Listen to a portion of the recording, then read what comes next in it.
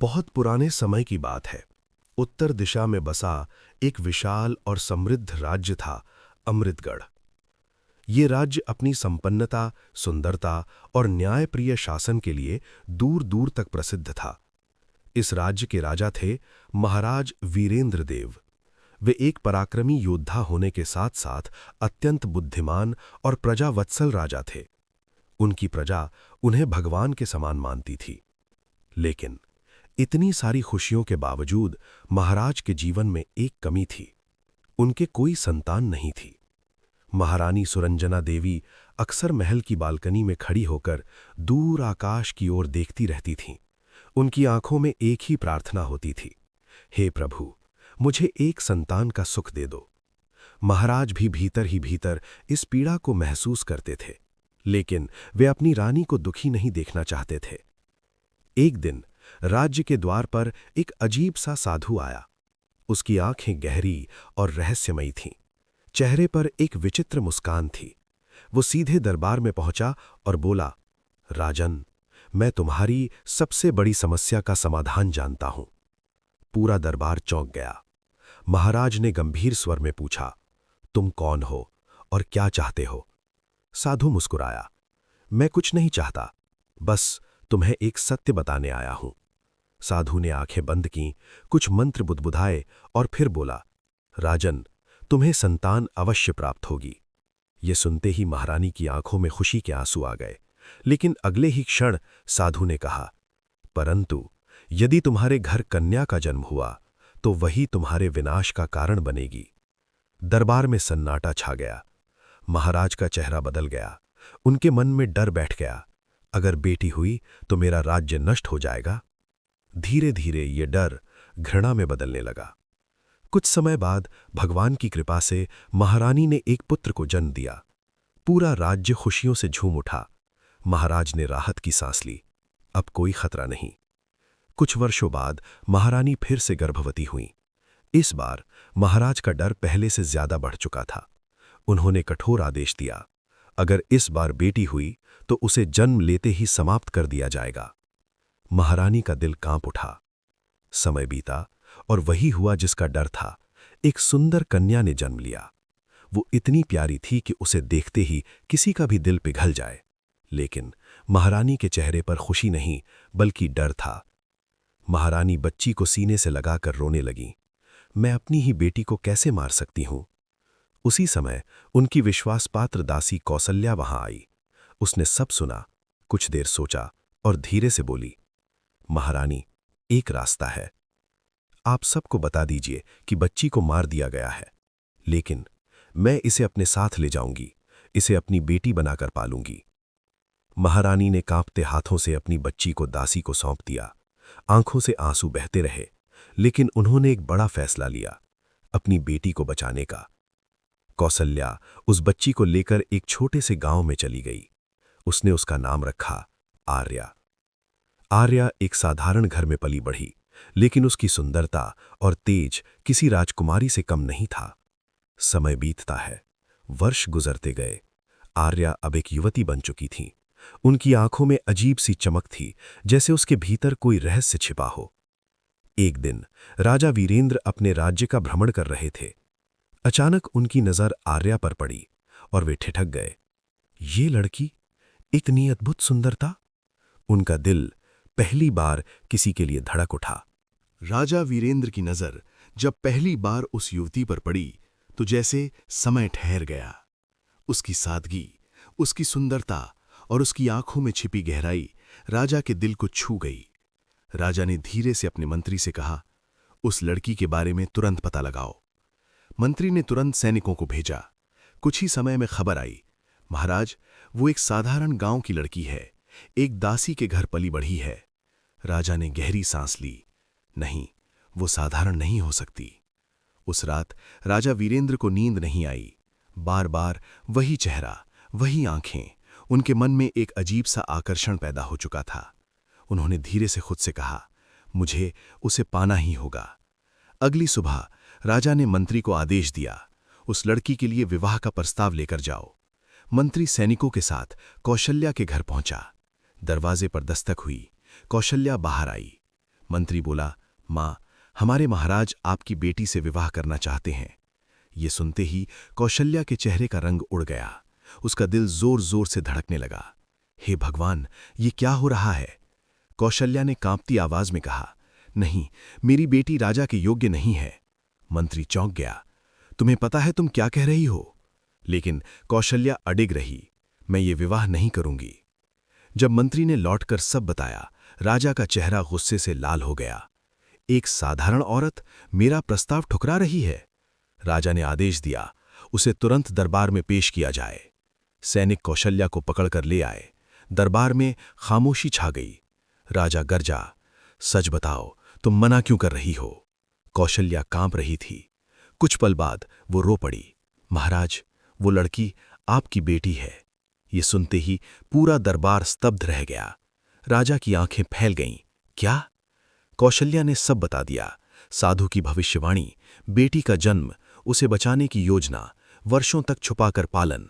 राजा के पैरों तले जमीन खिसक गई। कुछ पल के लिए राजा का दिल पिघल गया। मैं क्या करने जा रहा था? लेकिन अगले ही क्षण उनके अंदर का डर और अहंकार जाग उठा। राजा ने अपने पुत्र को बुलाया। अब वो जवान राजकुमार था। राजा ने कठोर स्वर में कहा, उसे जंगल में ले जाओ और उसका अंत कर दो। राजकुमार के दिल पर जैसे बिजली गिर गई। मेरी बहन? उसकी आंखों में आंसू आ गए। वो अपनी बहन आर्या को लेकर जंगल की ओर चला। रास्ते भर दोनों चुप थे। आखिरकार राजकुमार रुक गया। धीरे से बोला, बहन, मैं तुम्हें नहीं मार सकता। आर्या की आंखों में आंसू आ गए। भैया, आपको पिताजी का आदेश मानना होगा। दोनों गले लगकर रो पड़े। ये पल बहुत भारी था। राजकुमार बोला, मैं तुम्हें यहीं छोड़ रहा हूं। भगवान तुम्हारी रक्षा करेंगे। थोड़ी दूर जाकर उसने एक हिरण का शिकार किया और उसकी आंखें निकाल लीं ताकि राजा को धोखा दे सके। राजकुमार ने राजा से कहा, मैंने उसे मार दिया। राजा संतुष्ट हो गया। रानी को जब सच्चाई पता चली तो वो रो पड़ी, हे भगवान, मेरी बेटी की रक्षा करना। उधर आर्या जंगल में अकेली थी। भूख, डर, अकेलापन, लेकिन वो जीवित रही। एक रात जब वो चंद्रकुंड, एक रहस्यमयी तालाब के पास पहुंची, अचानक पानी चमकने लगा। चांद की रोशनी उसमें उतर आई। जैसे ही आर्या ने पानी को छुआ, एक आवाज गूंजी, तुम साधारण नहीं हो, तुम्हारे अंदर एक शक्ति छिपी है। अचानक आर्या के शरीर से हल्की रोशनी निकलने लगी। उसकी आंखें चमक उठीं। उसी समय वही रहस्यमयी साधु प्रकट हुआ, लेकिन इस बार उसका रूप बदल चुका था। वो हंस रहा था। मैंने कहा था ना, तुम विनाश बनोगी। आर्या ने पहली बार दृढ़ स्वर में कहा, मैं किसी का विनाश नहीं, सत्य बनूंगी। साधु बोला, अब देखना, तुम अपने ही पिता के अंत का कारण बनोगी। चंद्रकुंड के किनारे चांदनी रात में खड़ी आर्या का शरीर हल्की नीली रोशनी से चमक रहा था। उसकी आंखें अब साधारण नहीं रही थीं, उनमें एक अजीब सी शक्ति जाग चुकी थी। साधु जोर से हंसा, अब तुम जाग चुकी हो, चंद्रकुंड की शक्ति तुम्हारे अंदर समा चुकी है। आर्या ने गुस्से में पूछा, तुमने ये सब क्यों किया? साधु धीरे धीरे उसके चारों ओर घूमने लगा, क्योंकि तुम वही हो जिसके कारण एक साम्राज्य का अंत लिखा गया है। साधु बोला, तुम कोई साधारण लड़की नहीं हो, तुम चंद्रवंश की अंतिम वारिस हो। तुम्हारे जन्म के साथ ही अमृतगढ़ के पतन की शुरुआत हो चुकी थी। आर्या की मुट्ठियां भिंच गईं। अगर मेरे कारण विनाश होना है तो मैं उस विनाश को रोकूंगी। अचानक साधु का शरीर काले धुएं में बदलने लगा। उसकी आंखें लाल हो गईं, आवाज भारी और डरावनी हो गई। मैं कोई साधु नहीं, मैं हूं कालकर्ण, अंधकार का स्वामी। कालकर्ण बोला, मैंने ही तुम्हारे पिता के मन में डर डाला, मैंने ही तुम्हें उनसे दूर करवाया, क्योंकि तुम्हारी शक्ति से ही मैं इस पूरे राज्य को नष्ट कर सकता हूं। आर्या ने गुस्से में हाथ उठाया। उसके हाथों से रोशनी की एक तेज किरण निकली, सीधे कालकर्ण की ओर। धड़ाम! जंगल कांप उठा, पेड़ जोर जोर से हिलने लगे। लेकिन आर्या अपनी शक्ति को संभाल नहीं पाई। ऊर्जा बेकाबू हो गई, वो जमीन पर गिर पड़ी।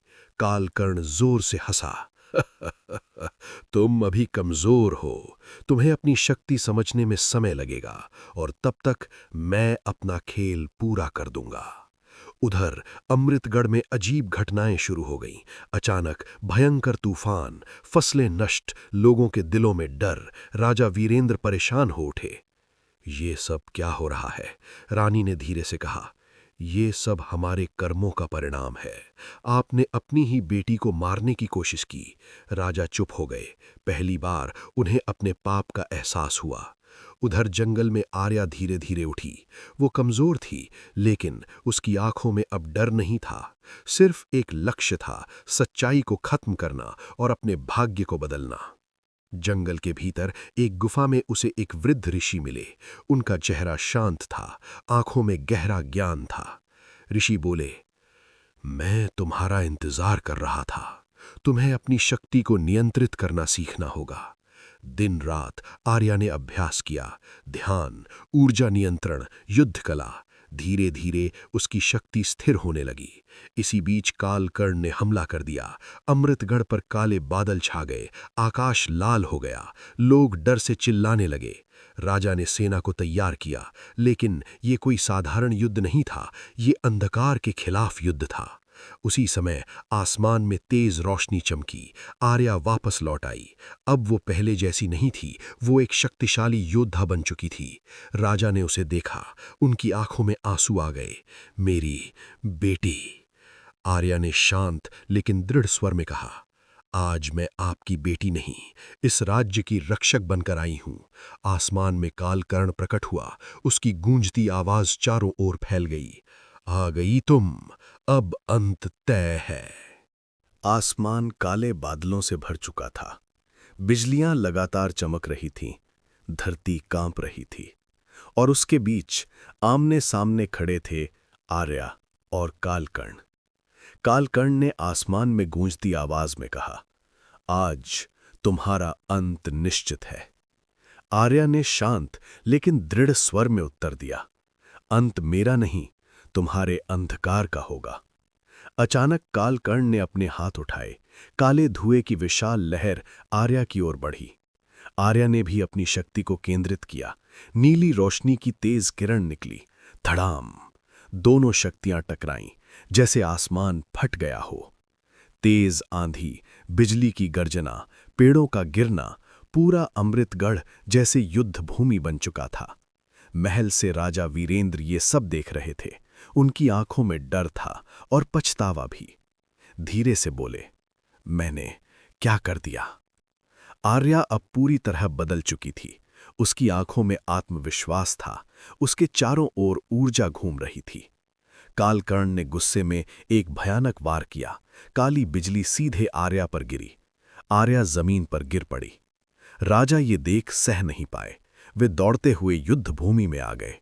नहीं, मेरी बेटी। राजा आर्या के पास गिर पड़े, आंखों में आंसू। मुझे माफ कर दो, मैंने तुम्हारे साथ बहुत बड़ा अन्याय किया। राजा के आंसू आर्या के हाथ पर गिरे और उसी क्षण उसकी शक्ति और तेज हो गई। चंद्रकुंड की ऊर्जा फिर से जाग उठी। आर्या धीरे धीरे उठी।